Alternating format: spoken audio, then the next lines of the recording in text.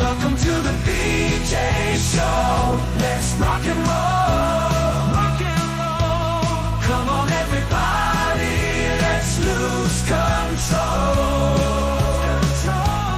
Brad John never wants to follow. Yeah, ready for the ride. It's the BJ Show. BJ Show. It is the BJ Show. Good morning, John Combest.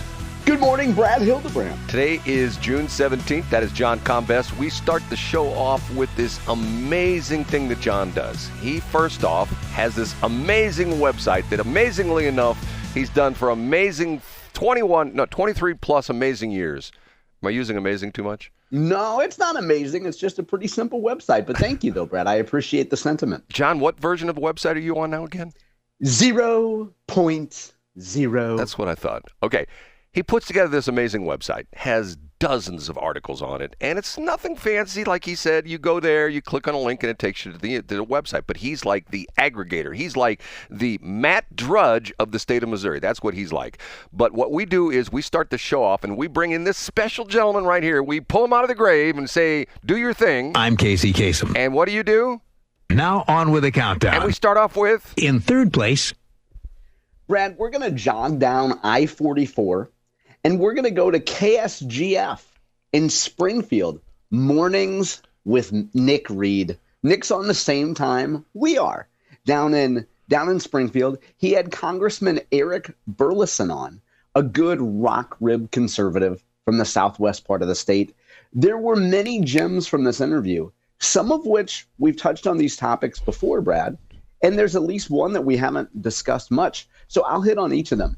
The first one of those No Kings rallies across the country.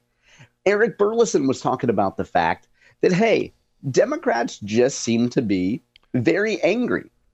And you juxtapose that with the very patriotic, loving, pro-America events over the weekend. You know, the Donald Trump's parade celebrating the Army on Flag Day, versus the Democrats' anger and stomping and whatever. At least they didn't get violent, though, so that's a good thing.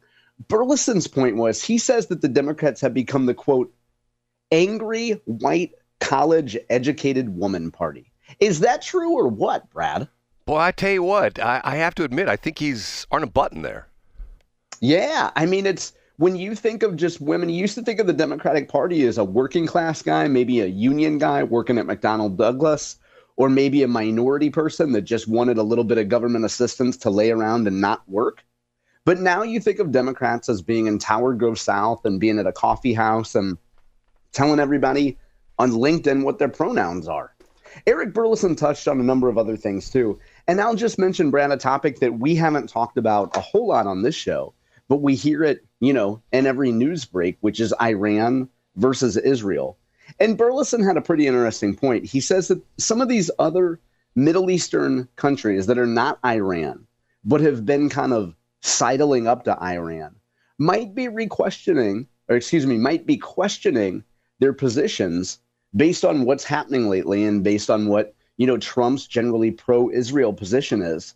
Burlison says, quote, they see the writing on the wall, and they see that, you know, they look at nations like the United States and Israel, and they see how fast we're developing and modernizing, and they envy that.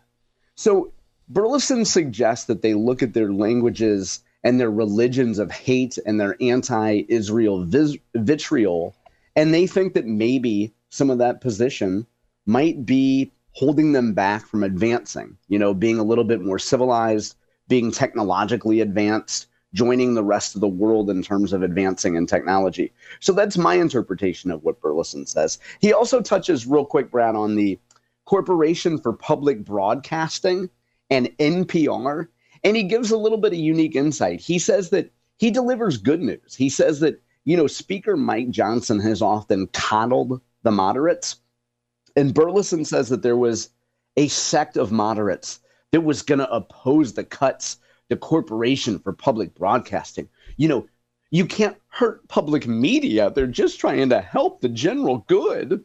But Burlison says that Johnson said, Get in, losers. We're cutting Corporation for Public Broadcasting. That's my word, not Burlison's words. And that actually we're going to probably able to really get cuts to Corporation for Public Broadcasting. So those squishy moderates that like NPR, they're SOL, Brad. So Burlison and Nick Reed cover a gamut of issues. I have the link up today at johncombest.com. John, it's interesting you mentioned that. I heard yesterday someone commenting on the fact that I did think this was sort of funny. They said, you think PBS needs all that money from the government? Go down the aisle of a toy store and look at all the Sesame Street stuff they're selling. I'm thinking to myself, yeah, I get that. Now, the problem with that is that's spun off as a separate company, which is obviously a for-profit company, which is dealing with the not-for-profit NPR. What do I say about these not-for-profits, John? What do I always keep saying about this? You love them. And in fact, you can go to C Block and B Block yesterday. And yesterday, of course, would be June 16th. And you can hear Brad talk about nonprofits and the scam that are nonprofits. I believe that sincerely. Up a notch to number 2. Boy, Josh Hawley has drawn even more friendly fire from Republicans, Brad. This seems to be a recurring trend in right-wing politics. There's a piece up in Reason magazine today by a gentleman named Jared Dillian. The headline, which I tweaked a little bit, but the way I portray it on my website is, Hawley's minimum wage hike, not the only way the Republican senator is closer to democratic socialism than traditional conservatism. And what the author's talking about here is, Josh Hawley has struck quite a pro-union pose. He's pro-minimum wage boost. And he's pro-Medicaid.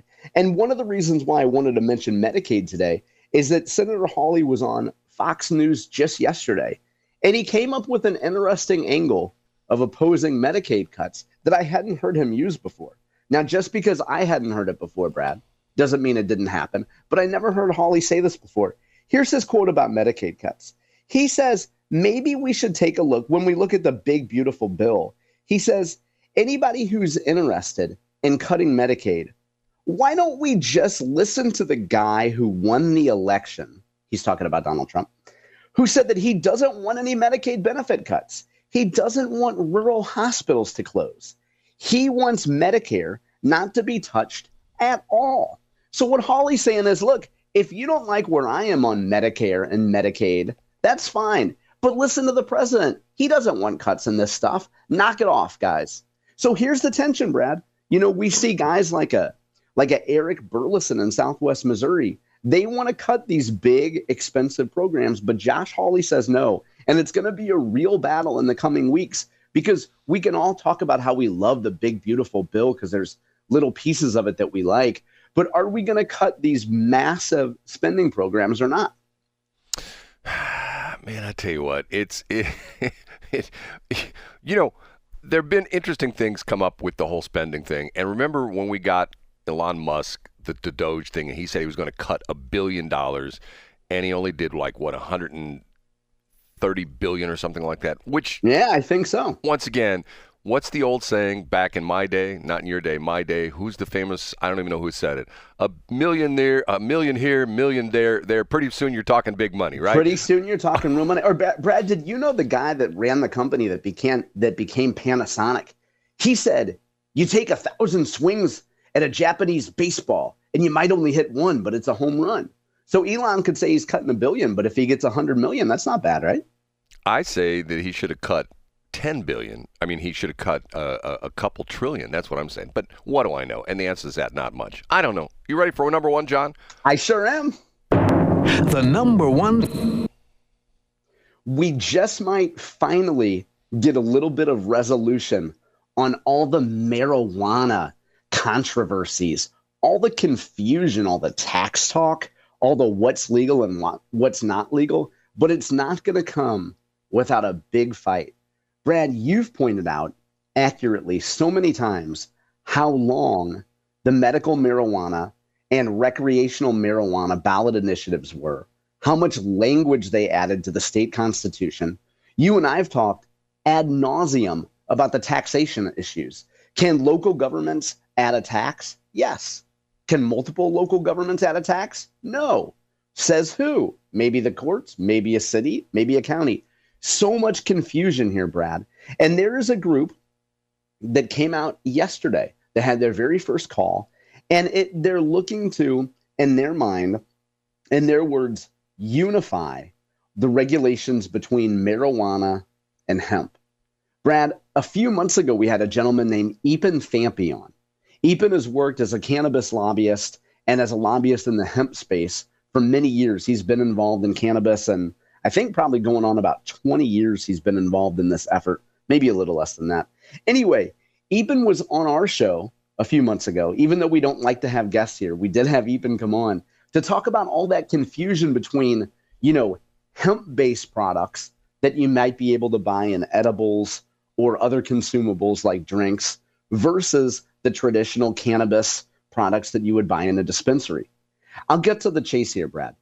Epan has put together a group that's pushing a ballot initiative for 2026.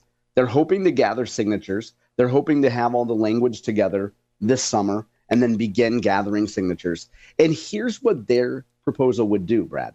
Their proposal would scrap most of the recreational marijuana ballot initiative that was passed in 2022 and send those issues back to the statutory level.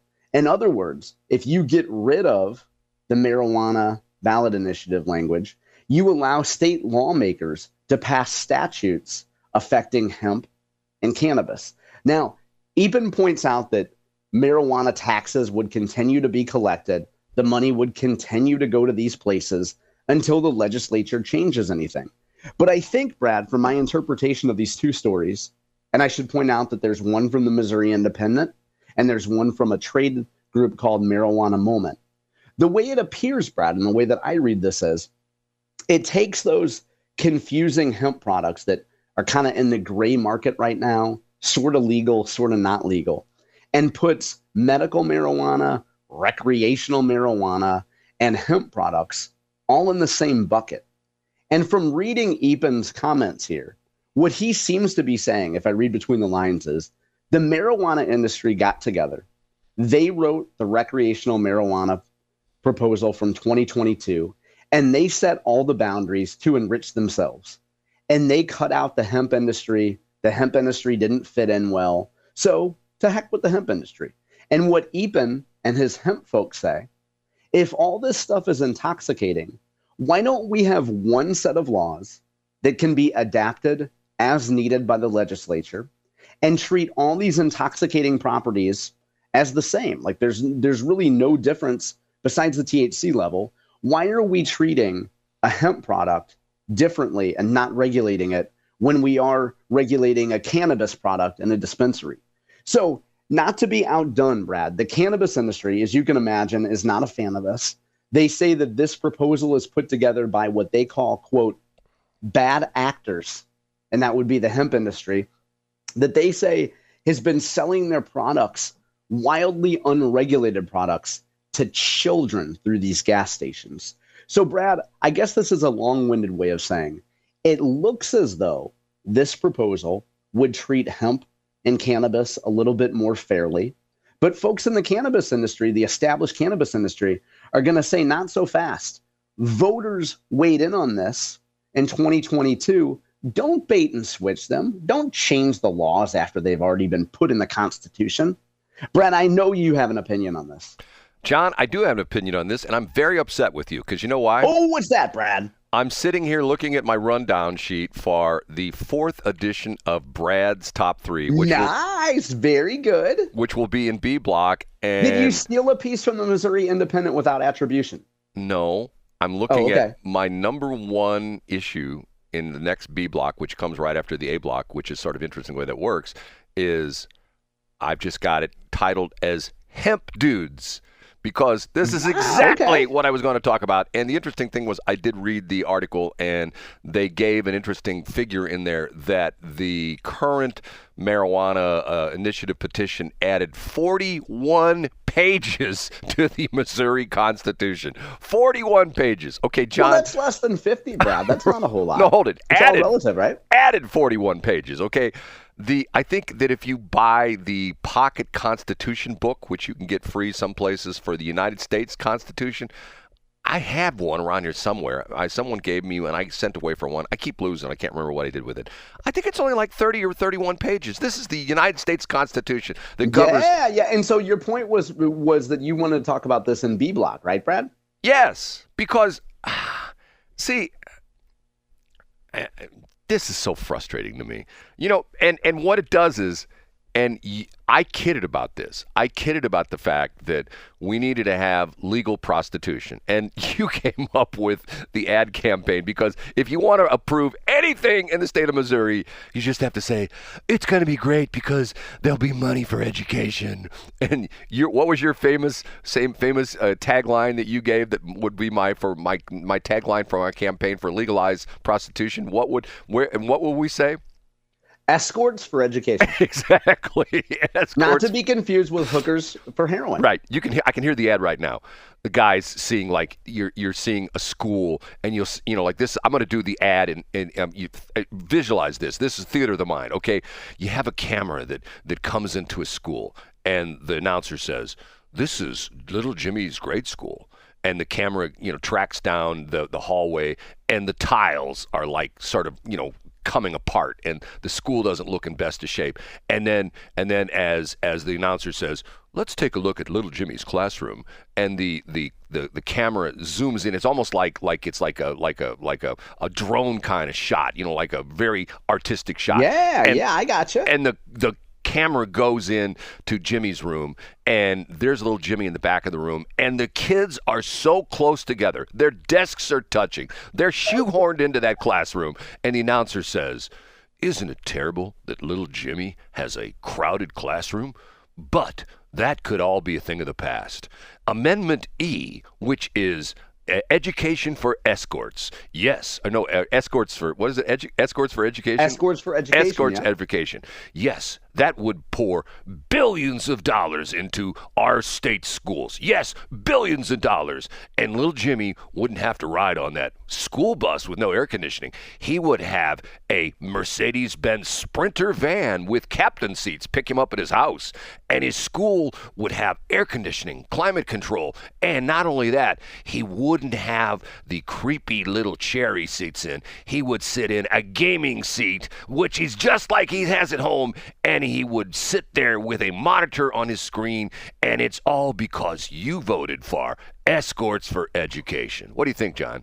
I love it. And you could make it appeal to conservatives, even though it's an escort thing. You could appeal to conservatives. You could call it Parents Against Wasteful Government, POG. You could just have a pretty POG with a big old donk doing a little dance on the desk, right, Brad? I'll cast that part for us. I'm not going to touch that one. Okay. I'd like to. Brad's top three up next.